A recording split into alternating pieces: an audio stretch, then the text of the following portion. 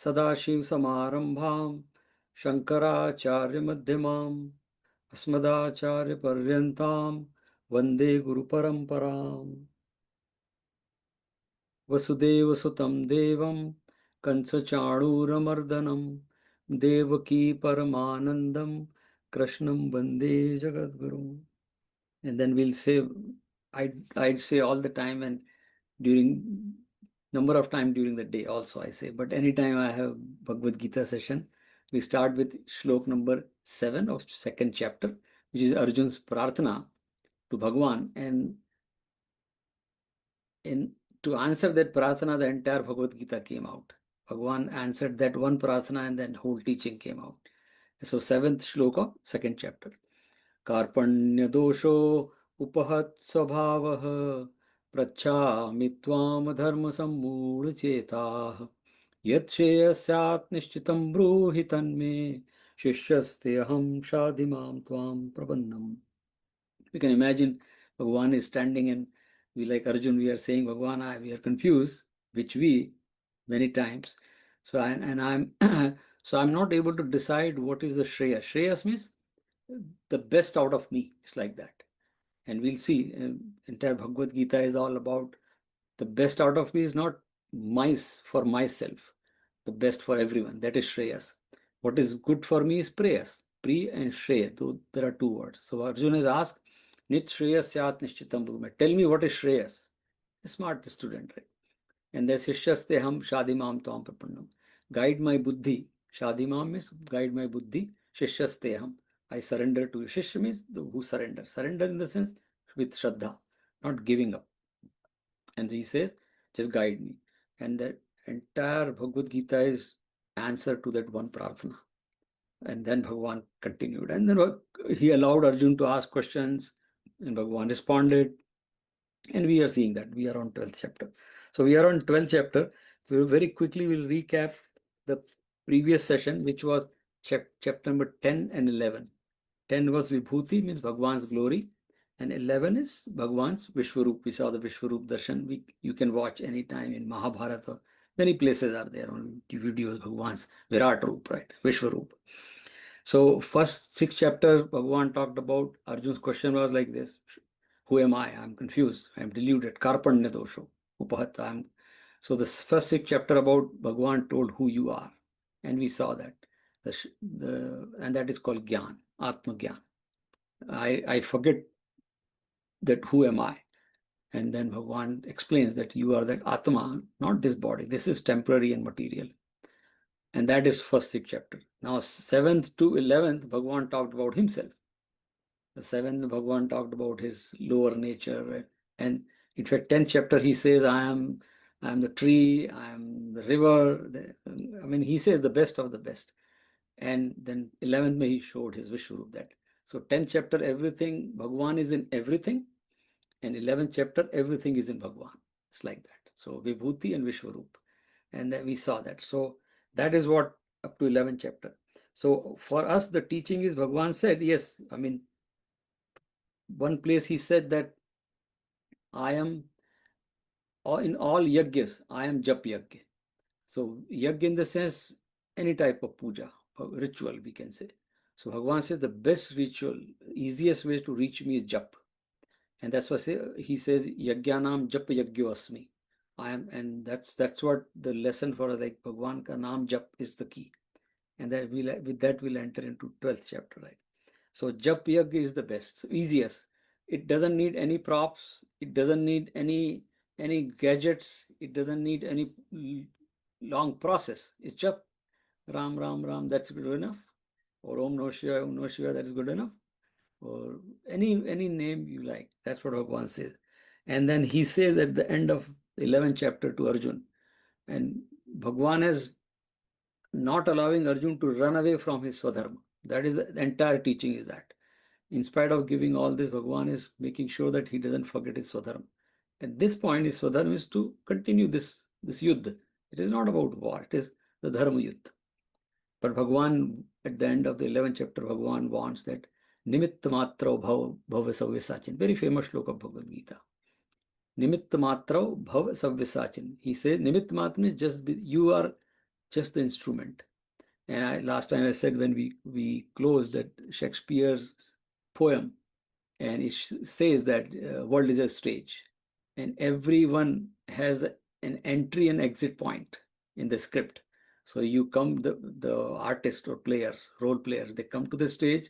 When the role is over, you go out of the stage. Same, he says exactly what Bhagavad Gita, Bhagwan is saying. You just become an instrument. So we saw, we ended last time that there is a Niyanta, which is Bhagwan. There is a word called Niyanta. Niyanta means the controller or facilitator, like sun. Example is sun. Sun facilitates the life on the earth. Sun doesn't come and say, "Oh, you get up," or sun just comes out and life. So so Bhagwan is like that, all-pervading Bhagwan. For us, that's why we do prarthana and bhajan, dhyan. Then something comes out, that is Bhagwan, all-pervading. So that is Niyanta. And then there is a Niyati, which we call it in English, destiny. And we all know that nobody can change the destiny. It is there. We say that you can keep trying, but what is going to happen because of various laws like law of karma, but destiny, that is called Niyati. So there is a Niyanta, which is Bhagwan, the facilitator, controller, but Bhagwan doesn't change. There is a Niyati, which is destiny, or we call it the life cycle, whatever. And there is a Nimitta, that is instrument, which is you, the role player. So Bhagwan told Arjun, you do the yuddha, lekin you are only Arjun, remember the role player, that's it. Be the instrument. Don't take charge, oh, I'm going to, I'm the best and I'm going to do this. No. Bhagwan says, just play the role. Nimitt matra. So Niyanta, Niyati and Nimitt. That's it. So we let us be Nimitt and let the Niyanta guide us with the script. And we cannot change the script, but we can play the script well if I am a smart. Like when the smart players or artists or like stage artists or movie artists, when they're smart, they use the script and play so well that this is a real role, but it's just playing the role. And that's what Bhagavad Gita is all about, right?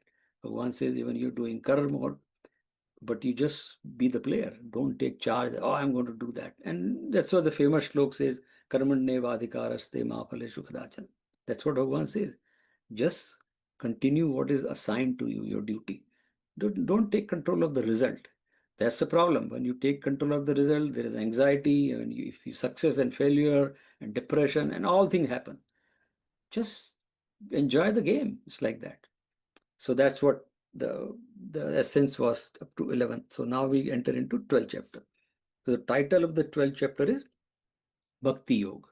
So before we get into the chapter, very quickly, Bhakti is a very famous, like a lot of people say in Bhagavad Gita.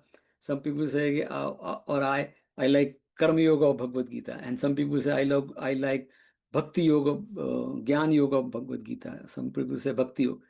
So let's be very clear. There are not three things here. I know scholars have they have written books on that, which is for a context they written, not to confuse, but people got confused. So there is no separation here. It's like I always give the example of that Indian chivda. Chivda we eat. Chivda is called chivda because all the ingredients are there. If you take just murmura, you won't enjoy that chivda taste. You can enjoy murmura or sev or some other things, or the sing dana or peanuts. So chivda, when everything is mixed, and then you enjoy chivda. So Bhagavad Gita is like that. So there's no separate bhakti, separate gyan, separate karma. It's all one. It's all one. So let's not get confused. Bhakti is separate. But now 12th chapter, Bhagavan is talking about the bhakti. So bhakti word has come from a root word called bhaj. Bhaj, there are multiple meanings of bhaj in Sanskrit, root word. Bhaj, one is that we can divide, we can share, we can relish or serve. There are many various meaning, but that's the reason our acharyas or shastra, they have used this bhakti word, because here you're sharing.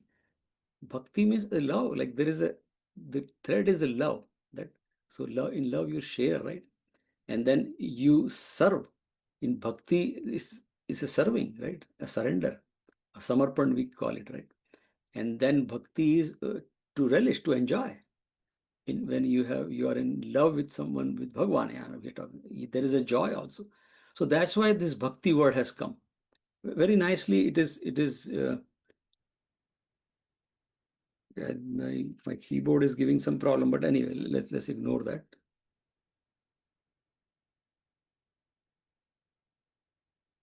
But that's the reason bhakti word is used here.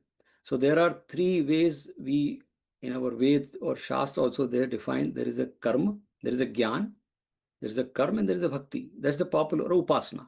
Bhakti and upasana sometimes used alternatively.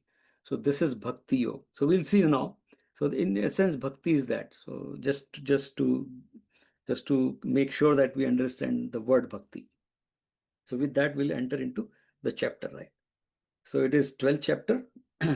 Shri Paramatmane Namaha. Atha Dvadashodhyayah. It's a very small chapter, 20 shloks, right? And now Arjun is asking, 11th chapter, Bhagavan, when last shloka of 11th chapter, Bhagavan says, just, just surrender to Matparaha. Matparaha means I am the ultimate goal, the Bhagavan. With that, Arjun, continue your yuddha. Don't worry.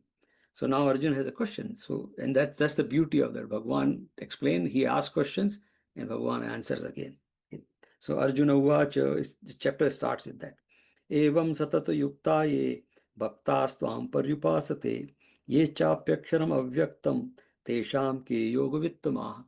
So Arjuna is asking, if you can read in detail whenever you have time, but right now with limited time we just go over. So what Arjuna is asking, there are two types of devotees, which is very known. One is a manifest Bhagwan, like we say Krishna is a Murti, Durga or Shivji. I want to see the Murti as a manifest, right? But there are, we call it Nirakar. This is called Sakar, with form. Bhagwan is in their form, maybe in the tree or in the river. Everything is a form. Vishwarup Darshan, Bhagwan showed to Arjun, he is a form. Now Bhagwan, Arjun knows that there is a one other people in Bharat also, like in Sanatan Dharma, you can do Nirakar Bhakti, like Guru Nanak Dev. He said Nirakar Bhakti. Bhagwan doesn't have one form. That's why we came up with the symbol Om. Om represents Bhagwan because Om doesn't have particular form. It's like a primordial sound, Om. So they just came up with Om. Om doesn't have particular form. So they came up. You can just meditate. That's why our term Brahman doesn't have a form. The word Brahman means which is ever expanding, which is all pervading. Everything about Brahman. It's like somebody asks if you want just taste the sea water and it is salty. Where is the salt? It's salty water. But where is the salt? It is all over the water.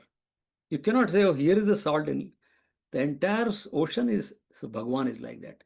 Those called Nirakar. I mean, there's no particular form. So Arjun is asking, which is easier? Now, because he saw Vishwarup Darshan and he knew, Arjun, that there are people. I mean, when we do dhyan, you don't have to just have the image of Bhagwan.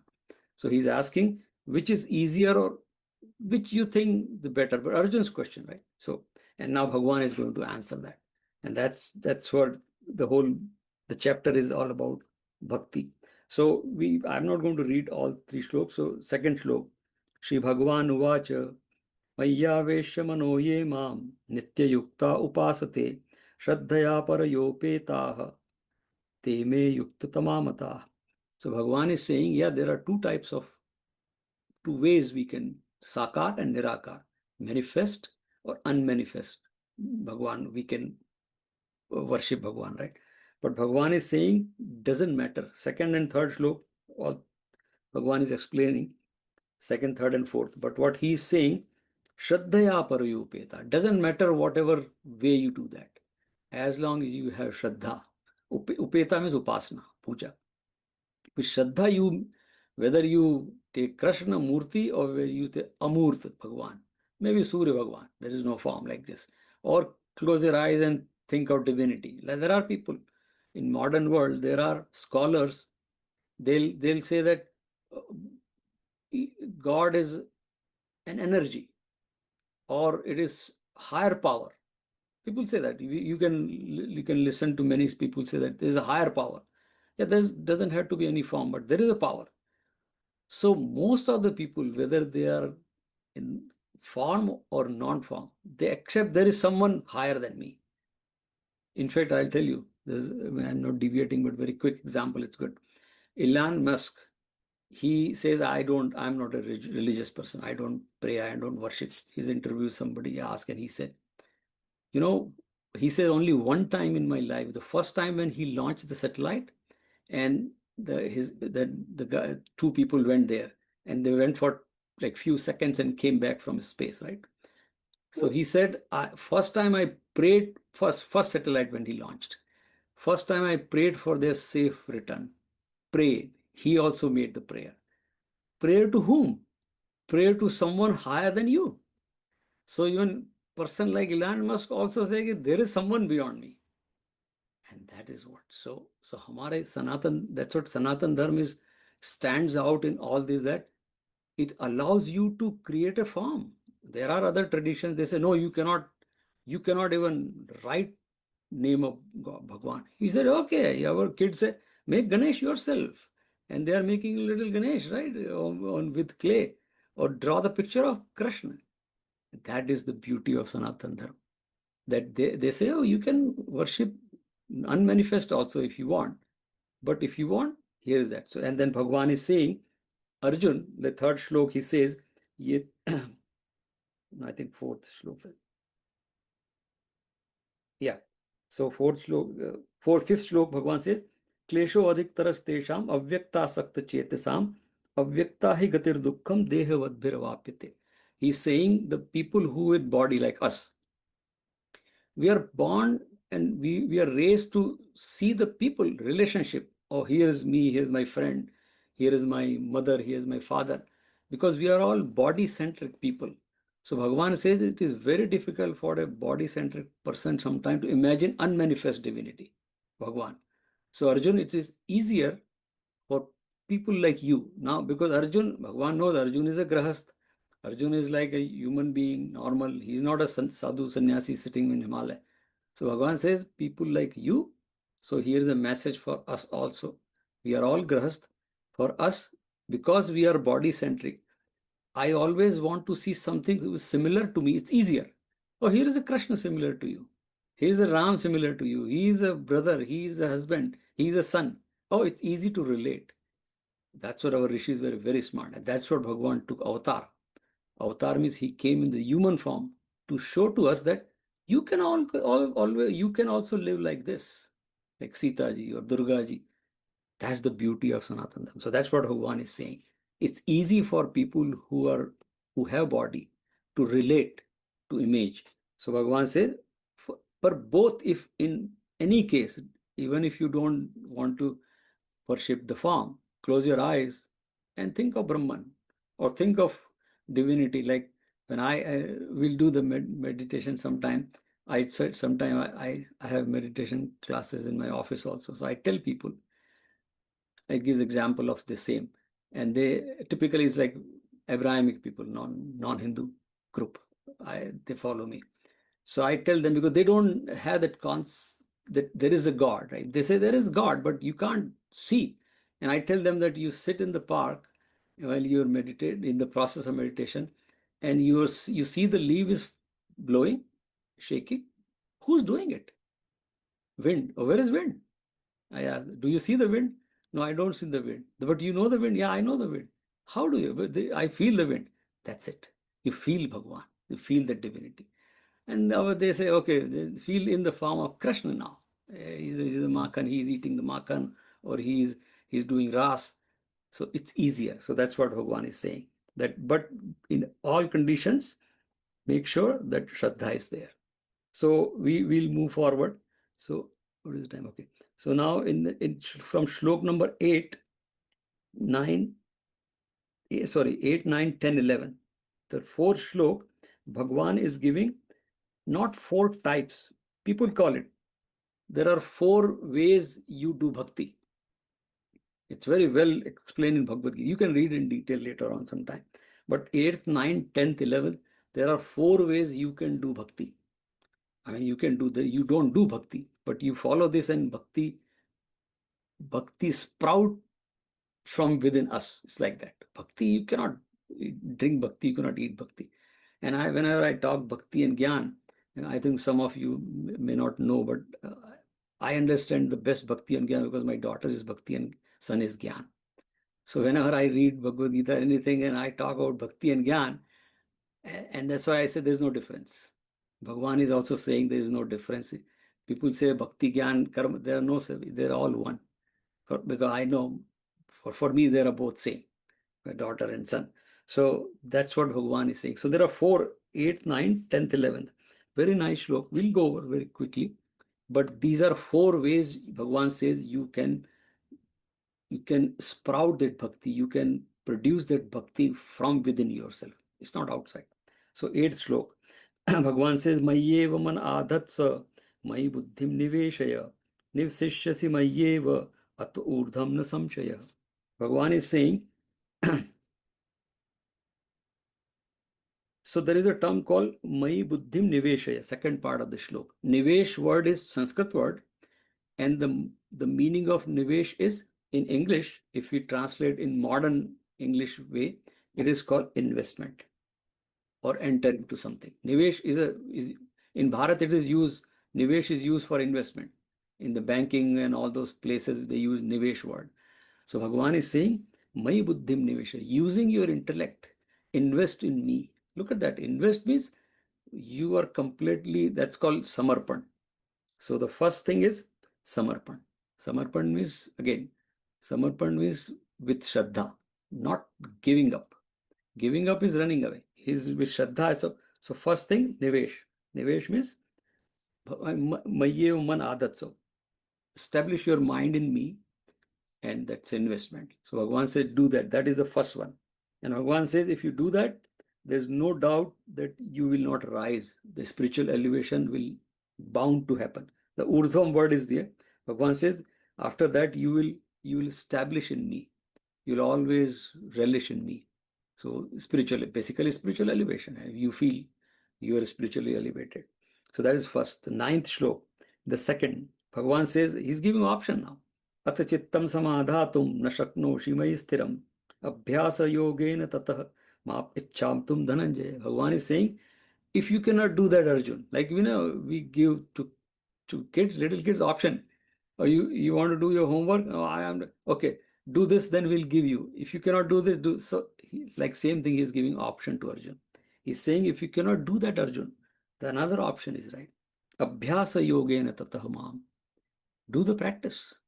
Abhyas. It's not easy to invest in Bhagwan, right? So Bhagwan said, do the abhyas. And what is abhyas? What we are doing is abhyas. So adhyay. But you have to do practice. And abhyas means same thing you have to do same way for number of times. That is abhyas. Same thing, same time. That's what we say, like sleep cycle. We talk about our doctors. They say if you want to have a sound sleep, you should maintain the same cycle. Sleep at 10:30, get up at 5:30, whatever. Eat at this time. And then only you get the benefit of that. Same thing with abhyas. Benefit of abhyas comes when we have done it. Like if you have to read Bhagavad Gita, you have to read Bhagavad Gita every day. If we have to do dhyan, we have to do dhyan every day, 3 times, 5 times, whatever we decide. So Bhagavan is saying abhyasa yoga. Arjun, you can practice, right? Practice means again listening to Bhagavan's name. Shravanam, we have the process. Shravanam is listening. Mananam is again regurgitating the teaching, whatever we have heard. Think that, make some notes, read the book or contemplate. And then nididhyasana is imbibe the teaching. The teaching should be part of me. And always give the example with that I have heard, for example, I learned that don't say lie, okay? Or speak the truth always. It's a very easy statement, speak the truth. Now I get it. Now I have to think that what is that truth means. And then when time comes, if I'm able to hold on to that truth, Maybe I had to make sacrifices. Maybe I had to take hardship for that. But I could practice truth. That is teaching. Same thing here. Bhagwan name, taking Bhagwan name is very easy. But when you start enjoying that, and we'll see at the end what happens, right? So Bhagwan says that is the second. The third, Bhagwan is saying, Abhyase asamarthosi. He said if you're asamarth in not capable of doing that abhyas also. Suppose you said, oh, I can listen, but I cannot meditate, I cannot do it. So Bhagwan said, mat karmo parabhava. Whatever you're doing, just do it for me. Action everybody has to do. So whatever karma, just do it for me. At least that you can do. And then there is a shlok, we skip that shlok. In Bhagwan says, Sarvabhut hite rata. That was the fourth shlok. You can read later on. Bhagwan says, Te prapnumanti mameva sarvabhut hite rata. The people who are constantly engaged in the welfare of all being through karma, they are dear to me. So Bhagwan, that's why he's saying, if you cannot, say suppose you cannot do practice, you cannot do dhyan, samarpan, okay, whatever you're doing, just surrender to me. That karma for the sake of Bhagwan. We say that all the, or do for the sake of God. We say all those statements. He's saying, do it. Do it. That's the third chapter, Karma Yoga for Lok Sangraha. Lok Sangraha means whatever I do is for the benefit of all. Lok means people. So Bhagwan says, okay, then do that. Now next slok, he says 11. Even if you cannot do that also, suppose you say, okay, it is very difficult to give that karma to you. We are doing karma, or I'm doing for Bhagwan. Assume it is difficult for you to comprehend. Next option, he said, Atedat asaktoasi kartum madhyogam ashritah sarva karma phalatyagam tatah kuru yatatmavan. He said, okay, don't give karma. At least karma phal, the result of that karma, that is give to me. Just whatever result comes, accept it. So Bhagwan, and that is, we call it prasad buddhi also. That, whatever is come, good or bad, favorable, unfavorable, it is just Bhagwan, it is for you. And Bhagwan says, karma phalatyaga. So there are 4 stages. First is samarpan, that nivesh, the investment in Bhagwan. But now we should think this is not 4 options. Bhagwan is giving, but 4 are like the example given by Acharya is like 4 legs of a stool or a chair. If you have to pull chair, you pull one leg, all 3 will, remaining 3 will come to you. Same thing, if we can practice one of this, rest 3 will come. We don't have to worry about like, so whatever suitable to you. If you think I can do just karma phal tyaga, I can give it to Bhagwan. From tomorrow onward, decide that whatever result comes, it is all given to Bhagwan. Bhagwan says that's fine. So rest 3 will also come to you.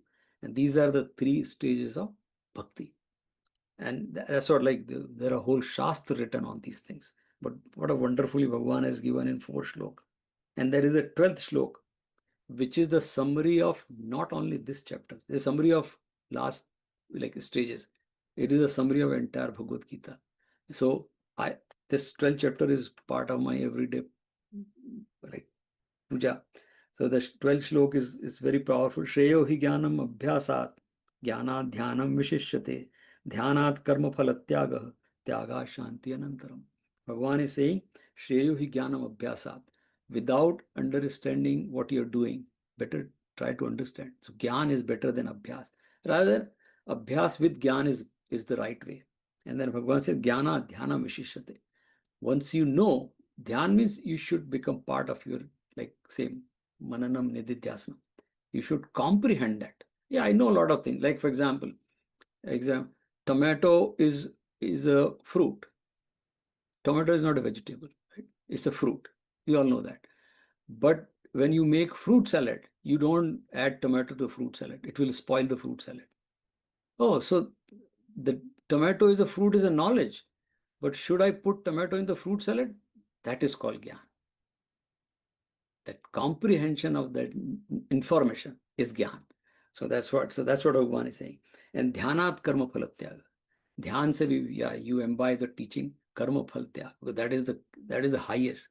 How difficult for all of us to give up karma phal. I had done so much hard work. This is me, this is my thing, right? I just can, can I give up? And Bhagavan says, Tyaga Shanti Anantara. Once you do that tyag, karma phala tyag. Tyag in the sense is just whatever comes, I accept it. Prasad buddhi. And then Bhagavan says, Shanti Anantara. Then you get uninterrupted peace. All Shanti, what we all get temporary peace. If something happens, I am happy. Not happen, I am unhappy. Constantly, people have done MRI of our brain, right? A lot of neurons are constantly agitated. Agitated means Ashanti means agitation means Ashanti. Shanti means they have done MRI of those some monks who do like Dalai Lama. They went all the way from America to Dharamshala and did MRI of Dalai Lama's brain. And he said like it's so peaceful. There's nothing happening in his brain. He's very knowledgeable, but nothing, no agitation is in brain. He has thoughts, everything. So Bhagavan, Shanti Anantaram is unagitated state of mind. That's what. And that comes from Karma Phal Tyag. But before Karma Phal Tyag, there is a Dhyan. Before Dhyan, there is a Gyan. Before Gyan is Abhyas. It's a ladder. 12th slok is a ladder.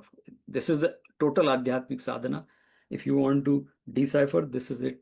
Any Adhyatmic sadhana, 12th slok is a chapter, the summary of not only Bhagavad Gita, summary of entire Shastras.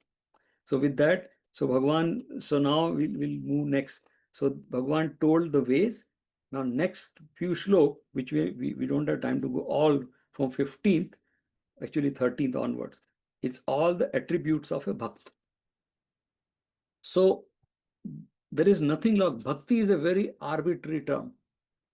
Very arbitrary term. There is nothing like, you can't see Bhakti is a form. Anything which is like attributes, when we say he or she is a very nice person, that nice term is a very abstract term. The quality that person shows, this means nice. He's humble. Oh, he's a nice person. Humility is a behavior. So we see behavior of those attributes in behavior. Then we say, oh, this. So same thing, the attribute Bhagavan is defining. Those attributes are there. That means you are a Bhakt. And then Bhakti is happening. So Bhakti is a relationship between Bhakt and Bhagavan. We can see that. Here is Bhagavan, he is a Bhakt. Bhakti is a link between Bhakt and Bhagavan. And our Advaita Vedanta, which Gita says, Bhagavan says in one of the shlok, 7th chapter, when he's talking about 4 types of Bhakt. He already talked about. He says, Jnani tu Atmeva me matam. The Jnani Bhakt, Artha Arthati Jigyasu and Jnani, is myself. There is no separate Jnani. So that the gap between Bhagavan and Bhakt, that Bhakti gap is just finished. And then they become one. And that is Bhakti. That's right. Still the gap is there. And when this gap is gone, that is Bhakti. So these attributes tell. So the purpose of the telling attribute Bhagavan is that's the whole teaching. That's why we read Bhagavad Gita or any Shastra. They set standards for us. And we should judge ourselves based on this, that do I have this or not? Not 14th chapter. If not 14th and 6th, 2 chapters are there where sadhana is given, what to do. 14th chapter we saw like sattva gun has to be increased. And 6th chapter is about sense control, right? Or dhyan or meditation. So that's but all these qualities will come. So we'll read few of the qualities, and so we don't have time to do all, but we'll read few of the qualities, right?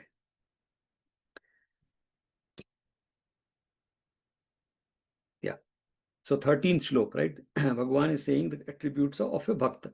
Adveshta sarvabhutanam maitrah karuna evacha nirmamo nirahankarah samadukha sukhakshami. Bhagavan is saying adveshta.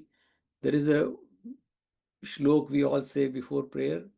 Sahanavatu sahano bhunaktu sahaviryam karvavahe tejasvinavaditmastu ma vidvishavahe dvesh. Ma vidvishavahe means I should not have. Dvesh means dislike, we can say, or aversion. So Bhagavan is saying adveshta sarv. This person has no dislike for sarvabhutanam, anyone. This person has no dislike for anyone. So it's a Maitra Karunacha. Maitra means friendship, Mitrata, we call it. He or she is friend for everyone. Karuna evacha. Karuna means compassion. And it's true. The person who has compassion cannot have any enemy. Because compassion is complete thing. Compassion is not partial. I cannot say I'm compassionate toward this person and I'm discompassionate toward you. It's not possible. Compassionate is complete thing. So once you have compassion, you're a friend to everyone. So these are the quality of Bhakta Bhagavan is telling. Nirmamo nirahankara. Nirmamo means mama means mine, selfish. Nirahankara means egoless. And sama dukkha sukha kshami. Kshama. Some means like equanimity. Sukha dukkha. So whether favorable or disfavorable, he or she is always had no anxiety, the peace of mind. Like kshami. Kshami means forgiving. This person doesn't carry the burden of somebody who did something wrong to me. Kshama. For forgiveness, we say, right?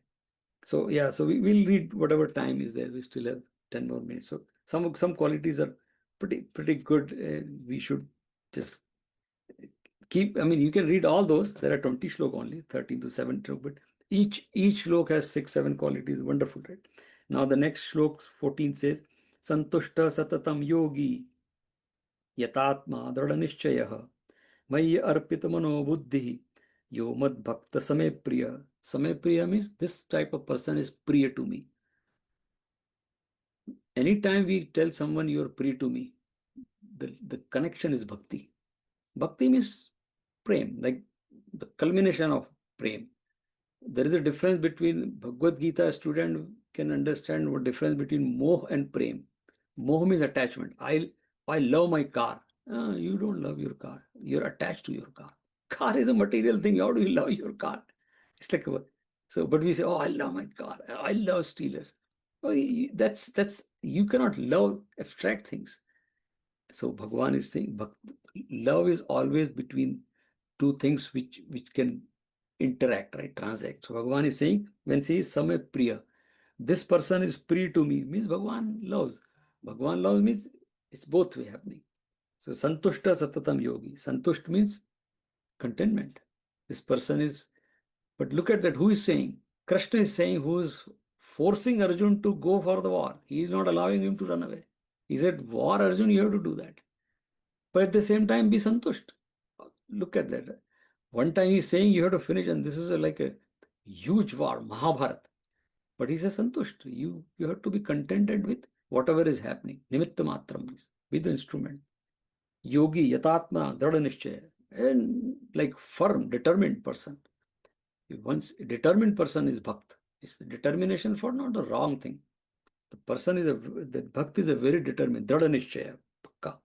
Mayi arpit mano buddhi. And of course, we talked about surrender, right? So this is, and then we go to the 15th shlok. We'll see whatever time we still have. So Bhagavan's 15th shlok says, Yasman no dvijate loko, lokan no dvijate chayah, harsha marsha bhayodvegehi, mukto yah sachame priya. Wonderful shlok. So Bhagavan, there is a word called udvij. Udvij means agitation. So Bhagavan is saying this person is not agitated by anyone. Yasmano udvijite loko, lokano udvijite say. And nobody gets agitated by this person. We all feel like, oh, some of our friend or some people who come and we say, oh, I want to spend more time with this person. And sometimes some person comes, he said, I just want to let this person go. I don't want to spend time. So you feel agitated. So this person, Bhakt, is like that. He doesn't get agitated by anyone and nobody gets agitated by him. That is Bhakt. And then next shlok, I mean, there are multiple qualities. You can read later on, but we'll have to skip some of those, right? And then Bhagavan says, 16 shlok, Anapeksha Shuchirdaksha Udasino Gatavyatah Sarvarambha Parityagi Yo Mad Bhakta Same Priya. Same Priya. Bhagavan is always using that person is priya to me. Priya means dear to me. And it's like a both way. So Bhagavan is saying, Anapeksha Shuchirdaksha. Apeksha means we are expecting something. So this person, look at these qualities, Bhagwan is defining, but they come out of the sadhana. I mean, and once you have these qualities, you are a bhakt. And bhakt is always free from all the anxiety and everything. Bhakt is in total anand. So anapeksha. Apeksha means expectation. So this person doesn't expect things from others. See, because if you remember, there is a 55 shloka, second chapter, where Bhagavan described the quality of sthit prajna. There is a shlok which says, Atmanneva Atmanatushtaha. Means this person is happy within herself or himself with no outside help. Most of us are dependent. So that's what we say, that if my happiness is dependent on something external, then that external thing is, nothing is permanent other than Bhagwan. So as long, if my happiness is depending on Bhagwan, which is fine, but other than Bhagwan, my happiness is dependent on anything in this world, it is not guaranteed, because that other thing is also temporary. So this person, Bhagwan says, that's what you don't expect anything from anyone. This person is help. Whatever I have, santushta, I am happy. I am contentment. And then he says, Shuchir Daksha, but this person is Shuchir means pure, Daksh means skillful. So he's that again, reminding that he's giving those qualities, but it's not just Bhakti is sitting somewhere and not doing anything and just doing Majira. No. Bhagwan's Krishna's Bhakti is always ready to, that's Arjuna, he said, finish the war. It's like that. So Bhagwan's Bhakti is Shuchir Daksha. Shuchir means pure. Daksh means skillful. Always agile. The word agile used. So Bhagwan's Bhakti is agile, ready to do action. But at the same time, very humble, very happy, very contented. Udasino gatavyatha. And then Sarvarambha Parityagi. So Sarvarambha Parityagi means he'll work, he or she'll work, but again, like Nimitta Matram, Bhagavan says, don't just be the instrument. Don't try to say, oh, I am doing it. Because the reason of that is because the moment I say I am doing it, there is an ego, and no guarantee in this world that what you say is going to happen as you want. And then you get agitated. And ego is, we all know that. I mean, there is a whole description of ahankar week some other time, but we all know that ego is the worst weakness we all have to carry forward. We all have ego, we are born with that. But that's the whole goal, to nirmamo nirahankara. Nirahankara means they drop the ego. And it's like a burden. And the example given, if I had to swim in the river, and if somebody ties like a 50-ton weight to my body, I cannot swim. Because the first condition of swimming is that you should be very light. Nothing should be on your body, just swim. And the ego is like that. In this life, we can be happy. But the problem, ego is like the weight. And we want to swim across this life, or we call it Sansara Sagar. We cannot with this heavy weight attached to the body. That ego is that heavy weight. So Bhagavan is saying, Sarvarambha Parityagi. Don't take the charge of things that, oh, I am doing that. It's like that. Yat Samay Priya. Bhagavan says, Yo Bhat Bhakta. Aisa jo, that kind of bhakti is priya to me. The next slok, a few more minutes, then I'll summarize, right? So let's see. Yeah. So like 19th slok, I'm skipping 2 more slok, right? So 19th slok is nice. Tulya ninda stutirmauni santushto yena kena chita aniketa sthirmatihi bhaktiman me priyo nara. He is balanced in both. So typically, tulya means the balance, ninda and stuti. Ninda means praise, stuti is criticism. We all know that during the life we go around in the world, wherever. Sometimes people will praise you, sometimes people will criticize you. This is all we all face during the day, right? And we get disturbed because the moment is like that. The example is given. Somebody told he was walking with his guru Swami, and then maybe his friend or somebody was walking, and he said, "Oh, this guy is a gadha, like gadha in the Hindi said donkey, right? We say in Hindi gadha. This guy is a gadha or donkey." And this person, like he was walking with his guru, so he didn't want to react, but still reacted. But somebody is saying publicly, "You're a gadha." So then his guru said, why are you getting so agitated? He said, Swamiji, like in the public place, he's saying.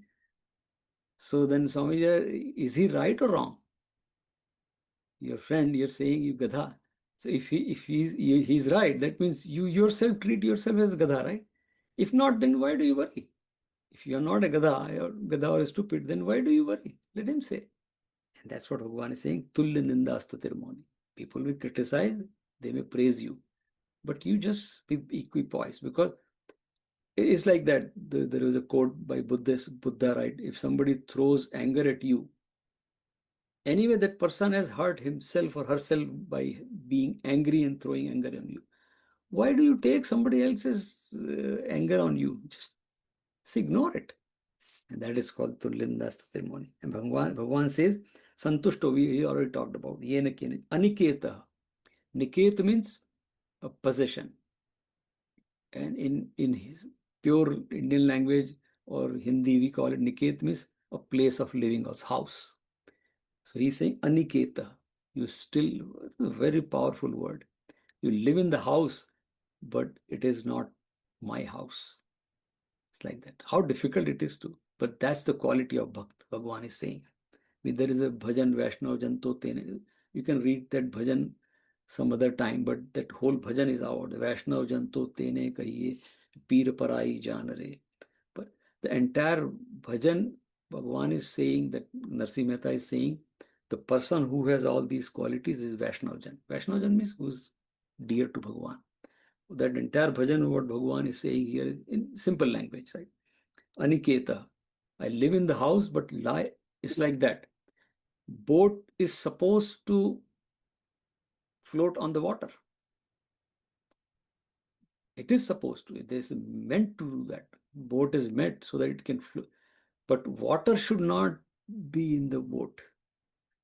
Boat should be in the water, but water should not be in the boat. That's what, like Aniketa. I live in the house, but house doesn't live in me. And this happens to all of us. There is a story, very quickly I'll go. This guy has signed, like he was selling a house, this house, and then the deal was done, like house for sale and everything done, Howard Hanna, and he got the text message, this house is sold, the deal is done, the contract is signed, the buyer has paid the money. And the moment he got the text, and there was a fire in the house. And then for a minute he says, oh, there is a fire. And he said, oh, now the house is sold, let's not more, no. So he's okay. Then he said, okay, now it's not my house. So the fire is there. Then his son came, hold on, Dad, something happened. What happened? The contract got cancelled. The buyer withdrew the money from bank. And now he looked at the house, he started crying. Now this is again my house. Within a minute ago, because there is a text deal was done, I had no problem when seeing burning the house. Now this house has become, I started crying. And that is Aniketa. This person may say that if there is a real Bhakta, there is a saying, we say that, right? There is a fire in the house, what? And then he recovers, he or she, and says, so what? Whatever happens, it happens. That's what Bhagavan is saying. Sthirmati. This person's mati means that same again, state of mind is very balanced. And Bhagavan says, me priyo nara. That person is very dear to me. So all these qualities, we have completed almost 20.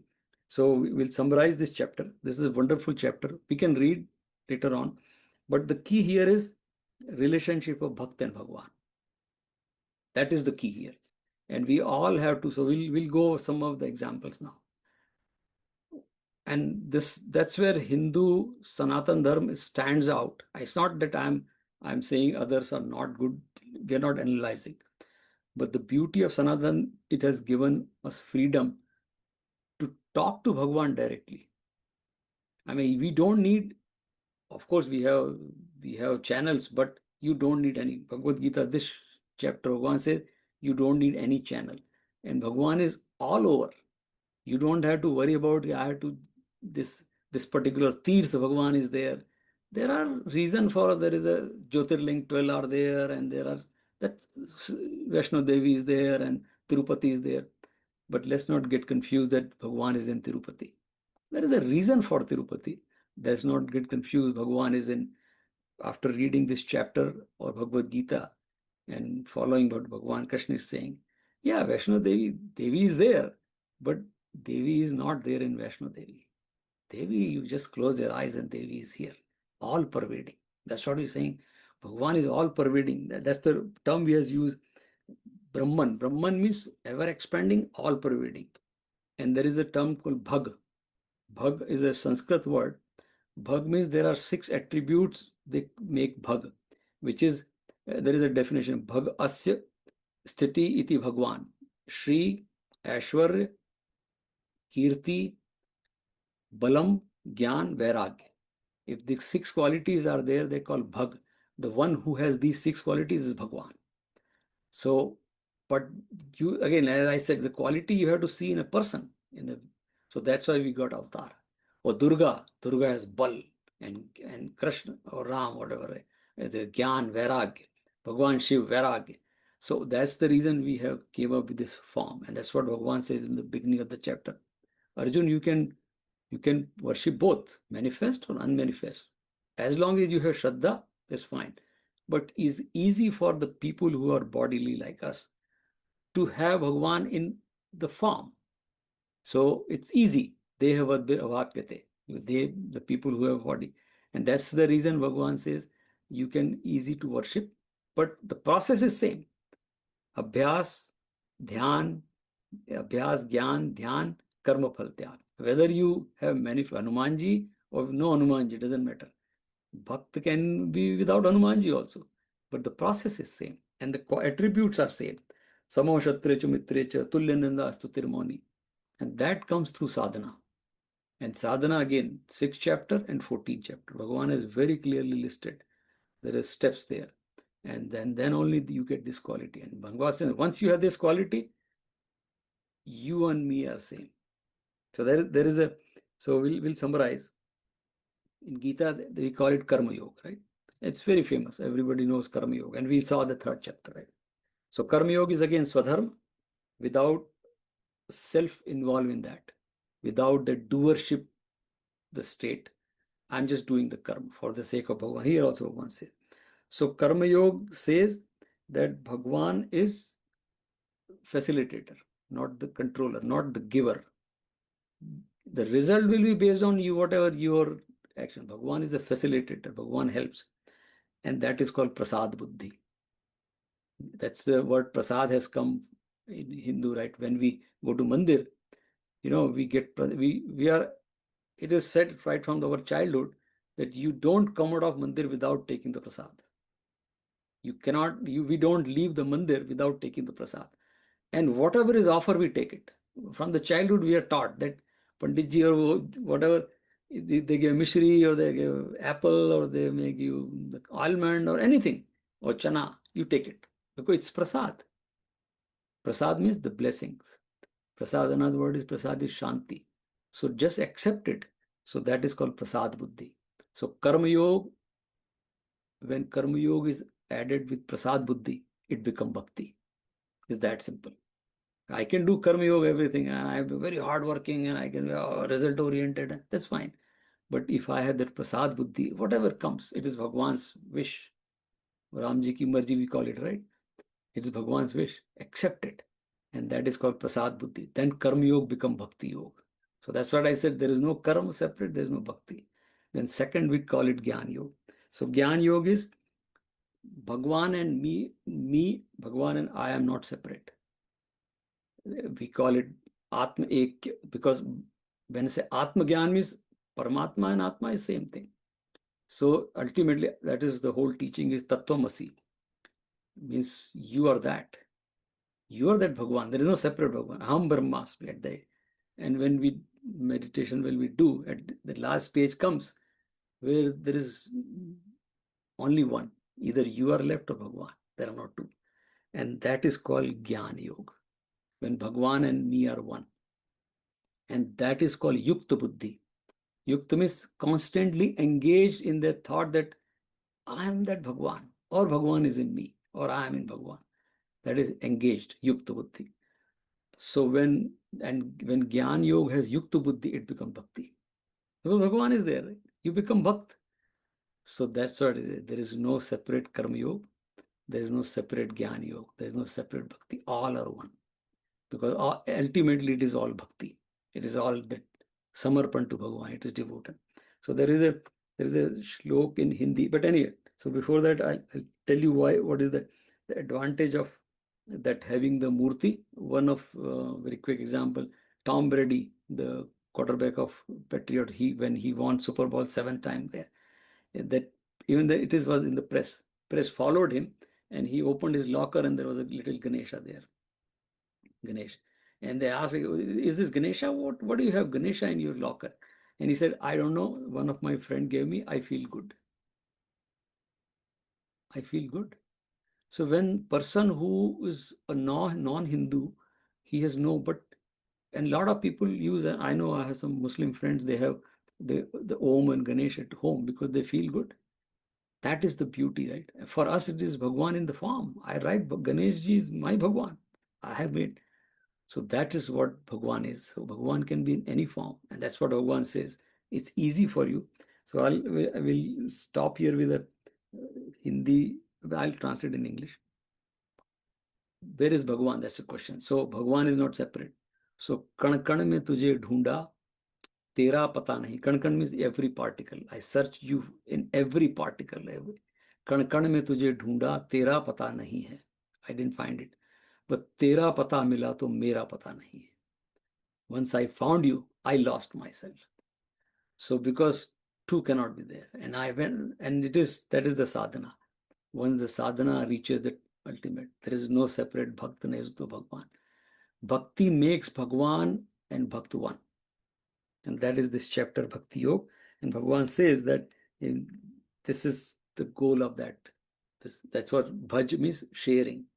And sharing means Bhagwan and Bhakta are sharing one common identity. So through bhakti, and that's what we ultimate our we say Aham Brahmasmi. It's not an egoistic statement. It is a statement where I have melt myself into Brahman. It is not I have made myself Brahman. There is a difference here. If I say I have made myself Brahman, then there is a ahankar here. No, I have melt myself into Brahman. I am lost. Kan kan mein tujhe dhoonda, tera pata nahi hai. Tera pata mila to mera pata nahi. I don't exist. Because it's either you exist or me. That is bhakti. And that is this chapter. Wonderful chapter in the middle. So next time we'll meet, we'll go to the 15th chapter. 15, 16 are little, some additional thing Bhagavan is going to touch. And at the 18th chapter is going to summarize again. So with that, I think we'll stop here and just do the prayer. Om Purnamadaha Purnamidam Purnat Purnamadachyate Purnasya Purnamadaya Purnamevavashishyate. Om Shanti Shanti Shanti. Boli Krishna Kanhaiya Lal Ki Jai. Hari Om. So see you next week with the 15th chapter. If 13th and 15th, yeah, we'll do 2 chapters. Yeah, Hari Om. So you can read all these qualities at home like next by week. Wonderful qualities, and then see Bhagwan will appear in all of us. That's the goal, right? Okay, Hari Om. Jai Shri Krishna. Thank you, Sanjay Uncle. Jai Shri Shubh Ratri. Krishna.